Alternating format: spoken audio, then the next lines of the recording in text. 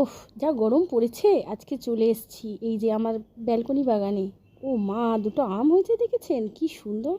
ইচ্ছে করছে একটু মাজা খেতে। বাবা, মাজা মাজা আবার কি খাবো, বাইরের মাজার মধ্যে যা কেমিক্যাল, ওসব খেতেও ভয় করে। কিন্তু দেখা যাক, কিছু তো একটা করতেই হবে যাতে আমার সাথে সাথে আপনারাও একটা হেলদি মাজা নয়, বাড়ির মাজা খেতে পারেন। চলুন দেখা যাক কি করা যায়, একটা আইডিয়া বার করি। এই যে চলে এসেছি। এই যে আম কাটা শুরু হয়ে গেছে। দুটো পাকা আম নিয়েছি আর একটা কাঁচা আম।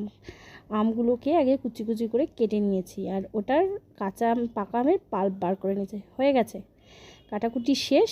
এবার মিক্সিতে ঢুকিয়ে দেব। মিক্সিতে দিয়ে ভালো করে ওটাকে গ্রাইন্ড করে নেব। মানে মনের যত রাগ আছে, বেশি করে গ্রাইন্ড করে নিলে রাগটাও মিটে যাবে, আবার পেস্টও তৈরি হয়ে যাবে। এই যে চলে এলাম, হয়ে গেল পেস্ট তৈরি। পেস্ট তৈরি হয়ে গেছে। এই যে দেখুন, একদম সুন্দর একটা স্মুথ পেস্ট হয়েছে। ওই যে বললাম মনের রাগ মিটিয়েছি। Smooth paste ready. এটাকে এবার একটা বাটিতে ঢেলে নেব।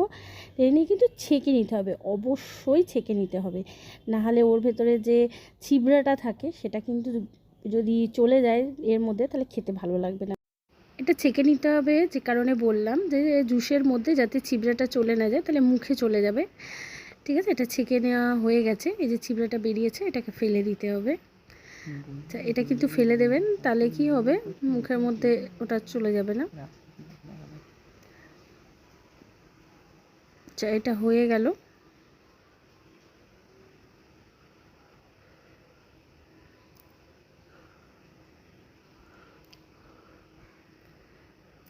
এবার আমরা কড়াই চলে এসেছি, মানে গ্যাসের মধ্যে কড়াটা নিয়ে গ্যাসটা জ্বালিয়ে একটু কড়াটার মধ্যে এই যে পাল্পটা হয়েছে ওটা দিয়ে দিলাম। এটা দিয়ে একটু নাড়াতে হবে, মানে কাঁচা যে ভাবটা থাকে সেটা চলে যাবে এবং খেতে আরও টেস্টি হবে, রঙটাও ভালো আসবে। একদম যেরকম দোকানের মাজা বা ফ্রুটিতে যে রঙটা আসে সেই রকম রঙ আসবে। তো এটা দিতে হবে। আচ্ছা, এর মধ্যে একটু চিনিও অ্যাড করে দিলে ভালো হয়, মানে যেরকম যে আমটা একটু আপনারা চেখে দেখে নেবেন যে কীরকম মিষ্টি আছে, সেই বুঝে চিনি একটু অ্যাড করে দেবেন। এই যে আমি এতটা চিনি, 1 কাপ মতো চিনি অ্যাড করছি। আপনি আপনার আম যেরকম হবে সেরকম বুঝে চিনিটা অ্যাড করে দেবেন, দিয়ে একটু নাড়াবেন। একটু ফুটবে হবে। ঠিক এই যে ফুটে এসছে, একটুখানি ফুটে যাবে। তারপরে তো একটুখানি দেখে নেবেন, একটু গাঢ় গাঢ় হয়ে যাবে, তাহলে কালারটা ভালো আসে, টেস্টটাও ভালো হয়। দিয়ে গ্যাস বন্ধ করে দিলাম। এবার চলে এসেছি এখানে। এই যে এবার এটা একটা 2 গ্লাস নিয়ে তার মধ্যে আইস দিয়ে দিচ্ছি, একটু বেশি করে আইস, আপনারা আপনাদের মতো দেবেন, যতটা যে যেরকম আইস খাবেন।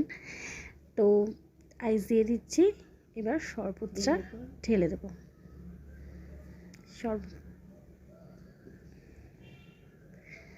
একটু বেশি করে আইস দিচ্ছি, কারণ আইসটা বেশি খেতে ভালো লাগে আমার, সেজন্য একটু বেশি আইস দিচ্ছি। এই শরবতটা ঢেলে দিচ্ছি। খেতে কিন্তু দারুণ সুস্বাদু হয়েছে, অসাধারণ হয়েছে, এবং বাড়িতে সবাই খেয়ে খুব নাম করেছে। অ্যাকচুয়ালি বাইরের কেমিক্যাল জাতীয় জিনিসটা অ্যাভয়েড করবো বলেই এটা করা। আপনারাও বাড়িতে ট্রাই করতে পারেন, দারুণ।